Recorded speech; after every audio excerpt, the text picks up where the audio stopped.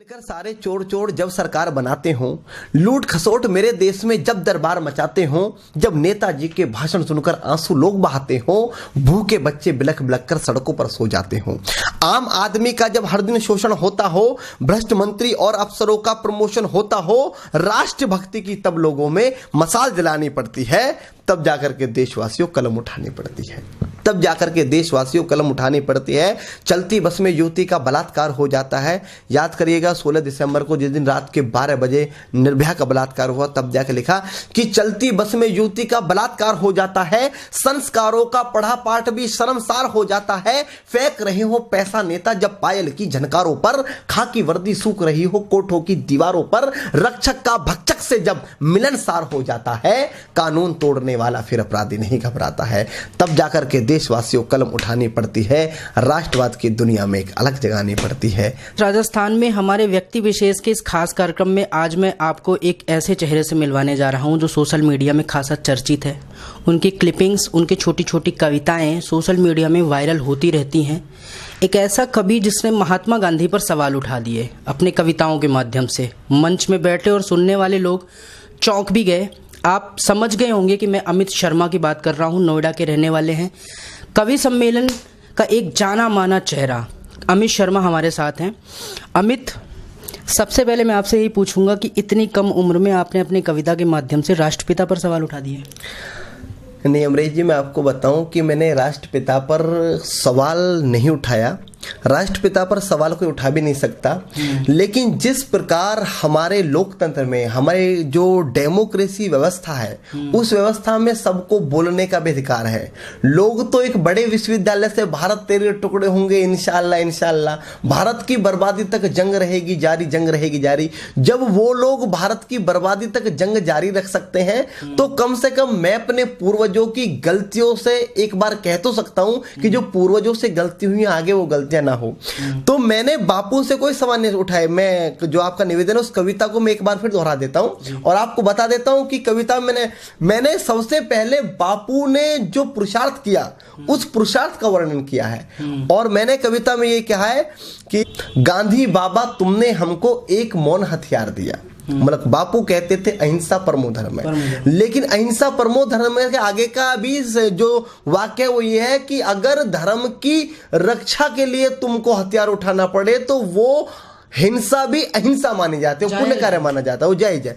तो मैंने यही कहा था कि बापू तुमने बोला नहीं, कुछ और पंक्तियां थी, बीच का पार्ट है ना तो इसलिए माइंड से निकल जाता है। वो पंक्तियां थी कुछ इस तरह हम कि गांधी बाबा तुमने हमको एक मौन हथियार दिया, दोनों गाल सूझ गए लेकिन हमने ना वार किया, आदर्श तुम्हारे जिंदा है बड़े महान हो तुम बापू, संपूर्ण विश्व में इस भारत की एक पहचान हो तुम बापू, अगर आपने चाहा होता तुम भी ऐश ले सकते थे। बापू की यहां पे मैंने बहुत तारीफ की कि अगर आपने चाहा होता तुम भी ऐश ले सकते थे, देश बेचकर अंग्रेजों से मोटा कैश ले। बापू के पास में बहुत ऑफर आए, सारे ठोपर आए कि देश बेचकर अंग्रेजों से मोटा कैश ले सकते थे, स्वदेशी का नारा देकर दिन भर चरखा चलाते थे, देश का खर्चा ज्यादा ना हो आधा लैंप जलाते थे। अब पंक्तियां सुनना कि आधी आजादी का बापू, मतलब पूरी आजादी में से आधी का हकदार बापू बताया कि आधी आजादी का बापू तुमको ही हकदार कहूंगा, कोई विरोधी तेरा होगा मैं उसको गद्दार कहूंगा। अगर बापू का विरोध मैं भी करता हूं तो मैं भी गद्दार हूं। ये मैंने कविताओं में लिखा है, कोई विरोधी तेरा होगा मैं उसको गद्दार कहूंगा, लेकिन लेकिन लेकिन लेकिन देश के बंटवारे पर बापू गुस्सा तन जाता है, जो बापू की एक गलती थी। एक शेर था कि ये दौर भी देखा है तारीखों के दौर ने, लम्हों ने खता की थी सदियों ने सजा पाई। सदी जो सजा पा रही है उस पे बापू का प्रश्न चिन्ह लगाना, और हाँ एक छोटे से लम्हे की कथा से कि कोई विरोधी तेरा होगा मैं उसको गद्दार कहूंगा, लेकिन देश के बंटवारे पर बापू गुस्सा तन जाता है, गुस्से के बदले किसी गॉडसे का मंदिर बन जाता है, और भारत माता की छाती पर चलता आरा रुका नहीं, सन 47 का बापू तुमसे बंटवारा रुका नहीं।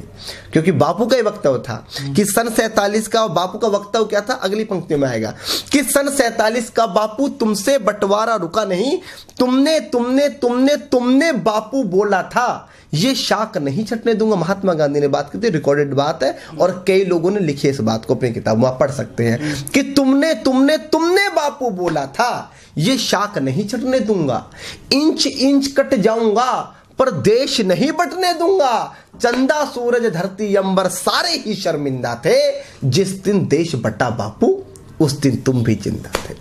जिस दिन देश बटा बापू उस दिन तुम भी जिंदा थे। और क्या नुकसान हुआ, नुकसान देखना कि जिस दिन देश बटा बापू उस दिन तुम भी जिंदा थे। वहशी दरिंदों के हाथों से महिला हुए खिलौने थे, कविताओं में क्या बतलाऊं कृत्य कितने घिनौने थे। 40 लाख मृत लोगों का, 40 लाख लोग मारे गए थे बंटवारे में, 40 लाख मृत लोगों का जिम्मेदार किससे लिखूं। जब बंटवारा राष्ट्रपिता के रहते हुए, इतने बड़े संत पुरुष के रहते हुए होगा तो 40 लाख लोग मरे, उनका जिम्मेदार कि 40 लाख मृत लोगों का जिम्मेदार किसे लिखूं। देश बांटने वालों में बोलो गद्दार किसे लिखूं। अरे कितनी थी आंखें जो रोते रोते पथराई थी, पूछ रही लावर इस लाशें जो कुत्तों ने खाई थी। और हिंदुस्तान की माटी का परिवेश अधर में छोड़ दिया। बंटवारा भी हुआ और बंटवारा नहीं भी हुआ। आज पूरे देश में जगह जगह एक और पाकिस्तान की मांग चल रही है। आप मीडिया से जुड़े हुए आप देख रहे होंगे कि हिंदुस्तान की माटी का परिवेश अधर में छोड़ दिया, बंटवारा करके भी बापू देश अधर में छोड़ दिया। हिंदुस्तान की माटी का सबसे कड़वी पंक्ति और एक सच्चाई है, क्योंकि कलमकार कभी किसी से डरता नहीं है, वो बेखौफ होकर सच्चाई बयान करता है कि हिंदुस्तान की माटी का परिवेश अधर में छोड़ दिया, बंटवारा करके भी बापू देश अधर में छोड़ दिया। अरे 2 थप्पड़ के बदले में 1 थप्पड़ तो मारा करते, अरे बंटवारा भी करना था तो ढंग से बंटवारा करते। जब आपने ये कविताएं जब पढ़ी तो काफ़ी ज़्यादा मतलब ऐसा लोगों का कहना था कि अमित शर्मा गलत भी कह रहे हैं, क्योंकि अमित शर्मा केवल हिंदुत्व का एजेंडा लेके चलते हैं, आप हिंदुत्व की कविताएं ज़्यादा पढ़ते हैं। मैं आपको अमरीश जी बता देना चाहता हूं कि हिंदुत्व की कविता पढ़ने से लोगों को समस्या क्या है। आप ये बताइए, क्या ईसाइयों ने अपने धर्म का प्रचार नहीं किया? आज भी हिंदुस्तान में और पूरी दुनिया में ईसाई मिशनरी के लोग घूम रहे हैं, क्या ईसाइयत का प्रचार नहीं हुआ? लोगों ने अपने सिलेबस, ईसाइयों के सिलेबस हैं, अलग से क्रिश्चियन स्कूल हैं, अलग से क्रिश्चियन कॉलेज हैं, अलग से क्रिश्चियन की यूनिवर्सिटी भारत के अंदर है। क्या वो अपनी संस्कृति, अपनी सभ्यता या अपने धर्म का प्रचार नहीं कर रहे? क्या इस्लाम के लोगों ने, मुसलमानों ने अपने धर्म का प्रचार नहीं किया? जगह जगह मदरसे खुले, मस्जिदें खुली, बाकी चीज हुए, कलमे पढ़े गए, अलग से इस्लामिक विश्वविद्यालयों की स्थापना की, क्या नहीं हुए? अगर अमित शर्मा उस सत्य सनातन वैदिक धर्म को, जिसने पूरी दुनिया को एक रास्ता दिखाया, जिसने अहिंसा परमो धर्म है, पूरी दुनिया को जीवन जीने का तरीका बताया, दुनिया को यह समझाया कि धर्म क्या है, दुनिया को यह समझाया कि मानवता क्या है, दुनिया को यह समझाया कि शांति क्या है, दुनिया को यह समझाया कि शौर्य क्या है। अगर मैं उस धर्म का प्रतिनिधित्व करते हुए अपने धर्म की बात लोगों से करता हूं तो मुझे नहीं लगता इसमें कोई गलत बात या बुराई है, क्योंकि मैंने अपने धर्म का प्रचार किया। आप मेरी एक टिप्पणी भी नहीं दिखा सकते कि मैंने किसी धर्म के लिए एक टिप्पणी की है। आपने मेरी इतनी कविता सुनी, आपने सुना? कभी नहीं सुना होगा, मुझे पता है। आपने कभी मेरी एक टिप्पणी नहीं सुनी होगी कि अमित ने मुस्लिम समाज पे कोई ये आपत्तिजनक टिप्पणी की। आपने नहीं सुना होगा ईसाइयों के ऊपर अमित ने आपत्तिजनक टिप्पणी की। मैं कभी किसी पे टिप्पणी नहीं करता, क्योंकि जो बड़े वृक्ष होते हैं वो अपने से छोटे निम्न स्तर के वृक्षों को कोशिश यही करते हैं कि वो आगे बढ़े, क्योंकि बड़े बड़े ही होते हैं, वो छोटों से के एक समकक्ष छाने से वो छोटे होते हैं। इसलिए हम एक बड़े वृक्ष की शाखाएं हैं और हम उस वृक्ष का सम्मान करते हैं। हमारे अपने संस्कार हैं जो सत्य सनातन वैदिक धर्म से हमें मिलते हैं, हिंदुत्व से हमें मिलते हैं। हम उन्हें संस्कारों पर अडिग हैं और धर्म का प्रचार मैं जीवन के अंतिम सांस तक करता रहूंगा, क्योंकि मेरे जीवन का उद्देश्य, पहला उद्देश्य भी धर्म है, अंतिम उद्देश्य भी धर्म है। बीच में मेरा परिवार आता है, मैं आता हूँगा, मेरे इंजॉयमेंट आता होगा, काम आते होंगे, लेकिन प्रथम भी धर्म, अंतिम भी धर्म, और जब अंत होगा तब भी धर्म। तो अमित, जैसे कि आप का जो सोशल मीडिया पे मैं देखता हूँ, पढ़ता हूँ, कई बार गुस्सा सा झलकता है वर्तमान की जो व्यवस्थाएं चल रही हैं राजनीतिक, तो आपकी कविताओं से। देखो जी, अगर वर्तमान व्यवस्था पर जिस व्यक्ति का खून नहीं खौलता, जिस व्यक्ति को गुस्सा नहीं आता, या तो वो व्यक्ति अंदर से मृत हो चुका है या वो व्यक्ति राष्ट्रवादी नहीं है। वर्तमान व्यवस्था पर गुस्सा आना लाजमी है, क्योंकि मात्र 70 सालों में हम देश को कहां से लेकर चले थे, कहां पर ले आए। हम देश के नैतिक पतन का कारण चल रहा है। जिन लोगों को आदमी अपना चपरासी बनाने के लिए तैयार नहीं है, ऐसे ऐसे बहुत सारे लोग संसदों में पहुंच गए, विधानसभाओं में पहुंच गए। जो लोग 4 शब्द नहीं बोल सकते, जिनको ये नहीं पता कि भारत की इकोनॉमी कहां से शुरू होती है, कहां से खत्म होती है, जिन लोगों को ये नहीं पता कि संसद की मर्यादा क्या है, जिन लोगों को ये नहीं पता कि भारत माता के इस हिंदुस्तान में स्वतंत्र दिन को देखने के लिए कितने लोगों की कुर्बानियां देनी पड़ी, क्या उनको सर्वस्व लुटाना पड़ा और आज वो इस आजादी में सांस ले रहे हैं, तो इन लोगों को नहीं पता। लेकिन ऐसे लोग भी संसद में जा रहे हैं, तो गुस्सा आना लाजमी है। और ये गुस्सा तब तक चलता रहेगा जब तक वर्तमान व्यवस्थाएं ठीक नहीं हो जाती। सरकार चाहे किसी की भी हो, हम किसी राजनीतिक दल के चाटुकार नहीं है, हम किसी नेता के चाटुकार नहीं है। जब जब धर्म की बात आएगी, धर्म टूटेगा और धर्म पे लोग आपत्ति करेंगे, हमारे पे धर्म पे उंगली उठाएंगे तो अमित शर्मा बोलेंगे। बीजेपी वाले बहुत शेयर करते हैं आपका वीडियो? नहीं, बीजेपी वाले शेयर करते हैं तो वो उनको कुछ अच्छा लग जाता है, लेकिन सबसे ज्यादा बैंड आजकल जो मैं बजा रहा हूँ बीजेपी वालों की बजा रहा हूँ बहुत ज्यादा। लेकिन उसके बाद भी वो शेयर करते हैं तो स्वीकारता, मैंने पहले कह दिया लोकतंत्र है और ऐसी कोई बात नहीं। मुझे कांग्रेस के भी बहुत सारे प्रोग्रामों में बुलाया जाता है, लेकिन उनको सबको पता है जो वास्तव में अपने धर्म से प्यार करते हैं, अपने देश से प्यार करते हैं, मुझे बुलाते हैं प्रोग्रामों में। और मैं यहाँ तक आया हूँ तो सिर्फ किसी का विरोध करके नहीं आया, अपनी सच्चाई को बयां करके आया हूँ। लोगों ने कश्मीर का दर्द गाया, बहुत सारे कवियों ने कश्मीर का दर्द गाया कि यहाँ पर आतंकवादी गतिविधि हो रही है कश्मीर में। पंडित पे वो कविता बहुत वायरल हुई। हाँ, बहुत वायरल हुई कश्मीरी पंडित। तो मैं आपको उसी बात को बताना चाह रहा था कि लोगों ने इस बात पे तो कहा कि कश्मीर पाकिस्तान के हिस्से में पहुंच गया और वो आधा कश्मीर दूसरे देश ने ले लिया जो हमारा शत्रु देश है। कश्मीर पे कविता बहुत लिखी, घाटी पे कविता बहुत लिखी, लेकिन जो लोग घाटी के पतन का कारण बने उन लोगों पे बोलने की हिम्मत किसी कवि की नहीं हुई। 7 लाख कश्मीरी पंडित को रातों रात सन 1987 में भगा दिया। एक प्रतिक्रिया किसी मीडिया चैनल ने की नहीं की। उस समय पे बोला, बहुत लंबे समय बाद बोला, लेकिन अमित शर्मा बोला। तो क्या कहा? मेरा तो 87 के बाद, मेरा तो जन्म भी 87 के 4 साल बाद हुआ था। लेकिन जब मैंने होश संभाला और मुझे लगा कि ऐसा हुआ, आज भी जिन लोगों की कोठियां होती थी, बंगले होते थे, कारें होती थी, बड़े बड़े बिजनेस होते थे, सेबों के बाग होते थे, बागान होते थे, जिन लोगों के केसर की क्यारियां होती थी, जिन लोगों के खेत होते थे केसर के, वो लोग आज झोपड़ियों में, तंबू के नीचे दिल्लियों में पड़े हैं शरणार्थी बनकर। और किसी सरकार ने सुनी नहीं सुनी, वो आज तक भी पड़े रहेंगे, आगे तक भी पड़े रहेंगे। तो मैंने बोला, हम बोलेंगे, देश में कोई बात होगी तो हम उस बात को बोलेंगे। तो मैंने बोला, वो कविता बहुत वायरल हुई, लोगों ने बहुत प्यार दिया और उस कविता की वजह से मुझे बहुत बुलाया गया। सुनना भी चाहेंगे, हमारे भी दर्शक जाएंगे। चलो, जब आपका आदेश है। सबसे पहले तो मैं मीडिया हाउस राजस्थान को बहुत बहुत बधाई देता हूं कि आप बहुत अच्छी पहल लेकर चल रहे हैं और मेरी शुभकामनाएं हैं मीडिया राजस्थान चैनल को कि बहुत आगे बढ़े, बहुत तरक्की करे। और मैं अपने जितने लोग मुझे देख रहे हैं सबसे ये निवेदन करता हूं कि चैनल को ज़्यादा से ज़्यादा सब्सक्राइब करें, ज़्यादा से ज़्यादा मित्रों तक पहुँचाएँ। और आपकी फरमाइश उस कविता तक मैं बिल्कुल रख देता हूँ। क्या ना, मेरी नहीं है बल्कि आपको लोग जानते हैं, उनकी भी होगी कि आपने ये कविता क्यों नहीं पढ़वाई उनसे। अच्छा, नहीं, मैं बिल्कुल रखता हूँ। तो सीधे सीधे मैं इस कविता की कुछ पंक्तियां निवेदित करता हूँ। ये पंक्तियां जब दादरी में एक कांड हो जाता है, लोगों ने कहा ये कांड इसलिए हो गया क्योंकि 100 करोड़ हिंदू असहिष्णु हो गए हैं, इंटॉलरेंस बढ़ चुकी है। मतलब एक ऐसा शब्द लेकर आए अमरीश जी, असहिष्णु, जिसको 3-4 बार आदमी बोल दे तो मुंह पे लकवा मारने का खतरा है। असहिष्णु ले आए, है नहीं? तो लेकिन उसके बाद मैंने बताया कि 100 करोड़ हिंदू कभी असहिष्णु नहीं थे। तो मैंने लिखा था कि पाप कभी नहीं करते हैं, हम सदा पाप से डरते हैं, तुलसी का पूजन करते हैं, रोज जलहरी भरते हैं, रोज परिंदे अपनी छत पर दाना चुगने आते हैं, बड़े बड़े उपहासों को भी हम यूं ही सह जाते हैं। बड़े बड़े उपहासों के हम हिंदू हैं, इसलिए उपहास सह जाते हैं। हमने कोई एक भी घटना नहीं मिलेगी कि आपने कभी पढ़ा है कि हिंदुओं ने उस देश पर आक्रमण करके कब्जा कर लिया, कभी पढ़ा है? कभी आपने ये पढ़ा है कि तलवार उसकी गर्दन पर रखकर बोला कि तू हिंदू बन जा, कभी पढ़ा है? आत्मरक्षा की है हमने हमेशा। आत्मरक्षा तब की है, आत्मरक्षा भी नहीं बोल सकते। मैं क्षमा चाहूंगा जितने भी लोग बैठे, कायरता, जब गर्दन पर तलवार रखी गई तब जाकर हम जागे तो क्या जागे। पाप कभी नहीं करते हैं हम सदा, मुझे गुस्सा आ जाएगा, मैं थोड़ा सा कविता पढ़ता हूँ।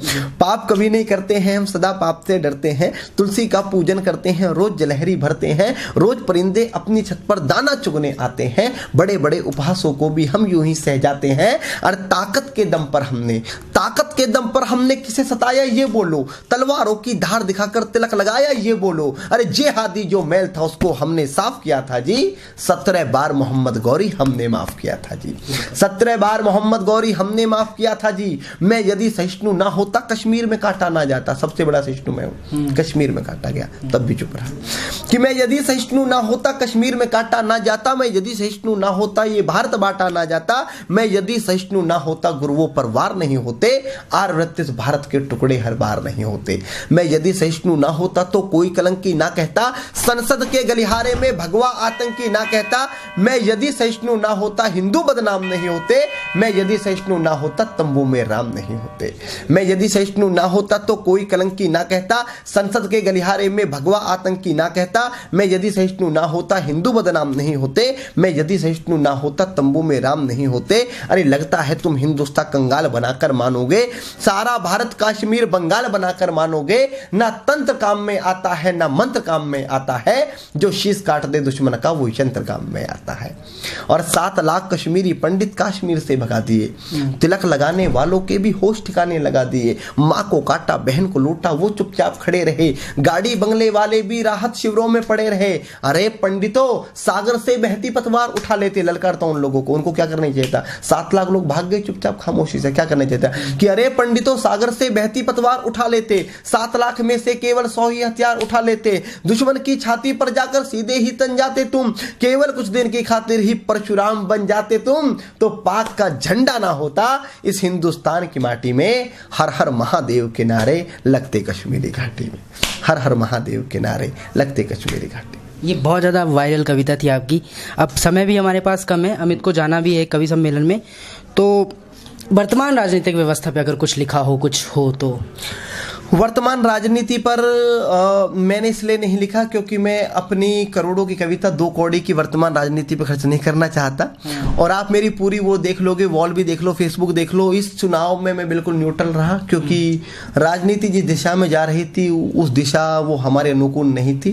बस मैंने लोगों से बस यही धर्म का प्रचार किया कि धर्म को बल दो, काम करो। और मैं बस आपके चैनल के माध्यम से जितने लोग देख रहे हैं, बस मैं ये कह रहा हूँ कि राष्ट्रवादी सरकार को बनाने में काम करें, जातिवाद से, पंथवाद से, संप्रदायवाद से ऊपर उठकर वोट करें। आपका वोट हिंदुस्तान की नींव को मजबूत कर देगा और हिंदुस्तान रूपी इमारत को बहुत मजबूत करके एक भव्य महल का निर्माण हम अपने देश का करेंगे। बहुत बहुत धन्यवाद। बहुत एक आखिरी सवाल, जो आपके जैसा बनना चाहते हैं लोग हैं, लिख रहे हैं, उनको भी मन है कि मेरे को भी कवि सम्मेलन के मंच मिले, अमित शर्मा के जैसे मैं भी यूट्यूब पे, सोशल मीडिया पे, उनके लिए क्या टिप्स है? बहुत अच्छा सवाल है आपका, और आपने सवाल पूछा मुझे बहुत अच्छा लगा। देखो, युवाओं को आगे आना बहुत कठिन है इस लाइन में, क्योंकि बहुत ज़्यादा मारामारी है और मंच जो है बहुत सारे लोग मंचों पे आने नहीं देना चाहते। इसके लिए मैं आपको बताऊं अमरीश जी, आपको ये जानकर खुशी होगी कि मैंने एक संस्था बना रखी है, ललित फाउंडेशन। उसमें मैं युवा कवियों को मौका देता हूँ। ललित फाउंडेशन का मेरा पेज है जो फेसबुक पर है, उस पर लगातार कार्यक्रम मेरे होते रहते हैं। और मैं अपने टीवी चैनलों पे जहां पर मैं होस्ट करता हूं वहां भी युवा कवियों को बुलाता हूं, अपने कवि सम्मेलन युवा कवियों को बुलाता हूं। अगर कोई अच्छा लिखता है, उसको लगता है कि वो बहुत अच्छा लिखता है, तो हमारे ललित फाउंडेशन के पेज से जुड़े, वहां पर जो कार्यक्रम होते रहते हैं हमसे संपर्क करें। और मुझसे व्हाट्सएप पे से संपर्क कर सकते हैं, फेसबुक पर संपर्क कर सकते हैं। हमारी टीम जो है बहुत एक लंबी टीम है, एक टीम इस पर काम करती है, तो वो सीधे संपर्क कर सकते हैं, ललित फाउंडेशन से जुड़ सकते हैं और हम उनको आगे बढ़ाने के लिए काम करेंगे। आपके भी 100% बन चुकते हैं। अगर उनमें प्रतिभा है तो दुनिया की कोई ताकत नहीं रोक सकती, क्योंकि मेरा कोई बैकग्राउंड नहीं था। मैं एक साधारण किसान का बेटा हूं, छोटे से गांव से आया हूं ग्रेटर नोएडा में, और यहां तक आपके बीच आ गया कि आज कोटा में आप मेरा इंटरव्यू ले रहे हैं, तो असंभव कुछ भी नहीं है। अगर किसी में प्रतिभा है, वास्तव में प्रतिभा है कवि बनने की, तो कोई नहीं रोक सकता। रही मंच की बात, तो मंच ललित फाउंडेशन और हम हैं, बैठे हैं, मंच हम उनको देंगे। ठीक है, ये है अमित शर्मा। अमित ने 2 कविताएं हमको सुनाई। जो आपने पहले सोशल मीडिया पे सुन रखी होंगी, एक जो उभरती हुई प्रतिभा है, एक वो युवा जो आगे जाकर अमित शर्मा के जैसे बनना चाहता है, आए दिन कवि सम्मेलन के मंच शेयर करना चाहता है, उसके लिए इन्होंने टिप्स दी कि ललित फाउंडेशन पर जाएं और उसकी सहायता से अमित उनको मंच देंगे। इसके अलावा हिंदू और राष्ट्रवाद पर भी इन्होंने कहा कि राष्ट्रवाद और सभी बातों को भूल करके हमें एक बेहतर सरकार के लिए वोट करना चाहिए। तो अमित शर्मा को आप सुनते रहिए, मीडिया हाउस राजस्थान देखते रहिए और ऐसे ही कवि सम्मेलन का आनंद लेते रहिए। धन्यवाद।